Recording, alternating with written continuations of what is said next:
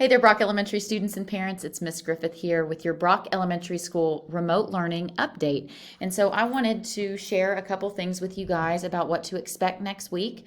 As you can imagine here this week, the past 2 days, we have been rigorously working on just processes in our school and getting the school and the students into a routine. Basically a new routine with all the guidelines that we're following and implementing to make sure that we're creating a safe atmosphere for our kids while they're here.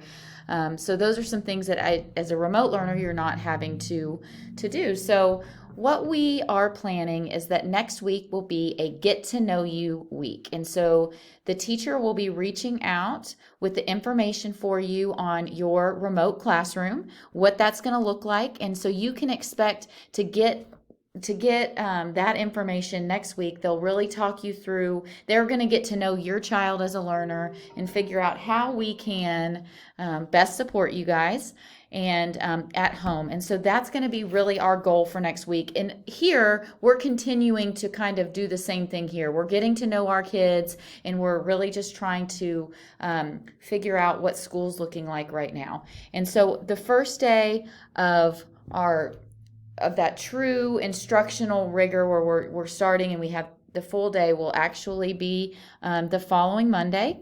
But next week you will receive activities throughout the week that just like I said, so that our teachers can get to know you. So a couple other things I wanted to go over. If your student receives special ed, 504, dyslexia services, anything like that, they will be receiving these services, and we will have our specials teachers. They will be reaching out to you to individually discuss how we are going to be able to accommodate you guys in what fits your time schedule. So we're going to be looking at that stuff. Small group instruction in the class. So we are going to be, we're working with teachers on what that can look like and how your child can virtually join groups in the classroom safely and through video, and looking at some different options for that. So those are some other things you will be learning about next week whenever your teachers reach out to you.